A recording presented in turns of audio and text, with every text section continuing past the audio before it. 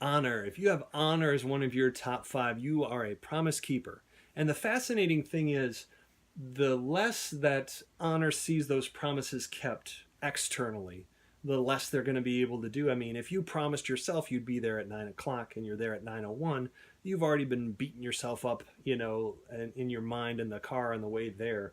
Or even if situations change, it's like, oh, well, of course you couldn't have got there on time. There was a car accident. It's like, but I promised, and I really like keeping my promises. So now I'm just going to leave 10 minutes early everywhere I go in life because, like, I'm not letting a car accident get in the way of my promise.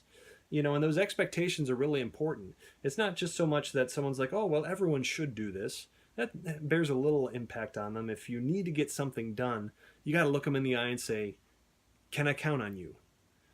It's the same job, same person, same boss. Everything's the same. But when someone has a strong showing of honor in their top fuels, especially, man, make them promise. Even if they can't keep all the promises, if you know all they need as a manager, all they need as you're their coach, is just a little extra oomph, where maybe what they're doing is not in line with their talents. Maybe it's not the best use of their time, but it still needs to get done.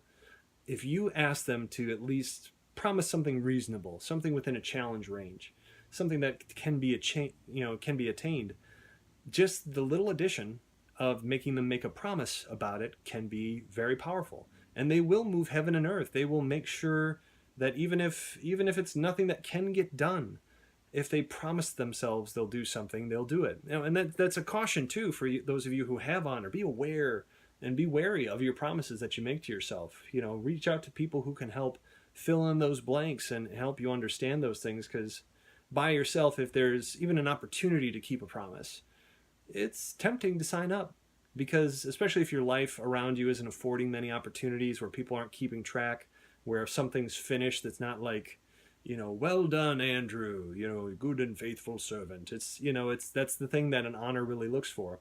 And it's good to understand especially where that falls for you, because honor's not one of my top five.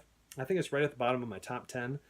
It's like, I am bothered if things aren't on time, or if I'm late by something, but there's so many other competing values in my own mind, especially for efficiency. Like, if it's 10 minutes to get there and I've got 5 minutes to get out the door, 15 minutes, and I need to shower, but showering and getting ready as well usually takes 6 minutes. It's like, ooh, I wonder if I could cut off certain parts, or I wonder if I could do more in less time and still get there. So, because of course, if you tell me like, well, just leave now and you'll be there 5 minutes early, I'm like, oh, what a waste of time. Sometimes even though we have similar fuels, if they're competing with each other, they just kind of take first, second, and third place. But for a person like myself, if you say, Andrew, you promised to be here on time, and we really need you to promise to be here on time. And who do you think you are that, shouldn't you be ashamed of yourself? I'm like, yeah, I guess, I want to keep my promise. I obviously want to keep my promise.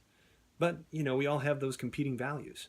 So if honor's super strong for you, just try to be merciful to the rest of us who agree mentally, that we should keep our promises at all times. But, in reality, in our heart of hearts, we might find other reasons. Just please be nice, and please keep doing what you're doing, because we always appreciate that you are where you were going to be with what you said you were going to bring when you said you were going to be there.